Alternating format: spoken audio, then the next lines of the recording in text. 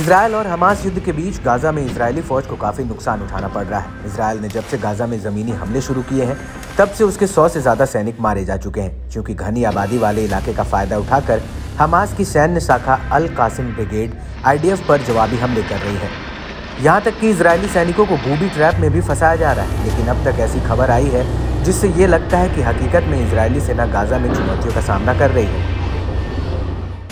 दरअसल अल मायादीन की एक रिपोर्ट में कहा गया है कि इजरायल ने अल शुजैया से अपनी गोलानी ब्रिगेड की 13वीं बटालियन को वापस बुला लिया है। आपको बता दें कि अल शुजैया गाजा शहर के पास का जिला है, जो पूर्वी गाजा में सिटी सेंटर के पास है।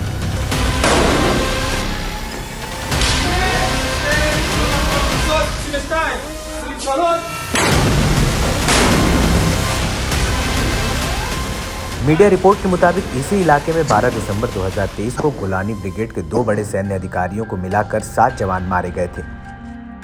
लेफ्टिनेंट कर्नल टॉमर ग्रीनबर्ग, जो 12वीं बटालियन के कमांडर, और कर्नल इजाक बेन बसाद, जो गोलानी ब्रिगेड की फॉरवर्ड कमांड टीम के मुखिया थे, उनकी यहाँ पर मौत हो गई। और इसी इलाके में गोलानी ब्रिगेड की 13वीं बटालियन के मेजर रोई मेल्डासी भी मारे गए थे। और इसी वजह से इजरायली सेना ने गोलानी ब्रिगेड की 13वीं बटालियन को गाजा से वापस बुलाने का फैसला लिया, ताकि उन्हें आराम देकर दोबारा से उन्हें संगठित किया जा सके। इजरायली मीडिया ने इसको लेकर कहा है कि गोलाबीन ब्रिगेड के सैनिकों को दोबारा जंग के मैदान में उतारने के लिए उन्हें 48 घंटों का आराम दिया जाएगा।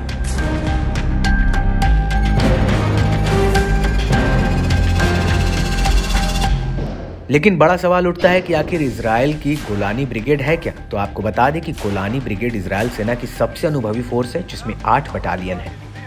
इनमें 4 टैंक बटालियन, 2 पैदल युद्धक सेना, 1 पैराट्रूपर बटालियन, 1 आर्टिलरी के साथ साथ सप्लाई और रखरखाव ऑपरेशन की बटालियन शामिल है। 1948 में इजरायल ने इस ब्रिगेड का गठन किया था। इस ब्रिगेड ने अरब देशों के खिलाफ करीब सभी युद्ध लड़े हैं।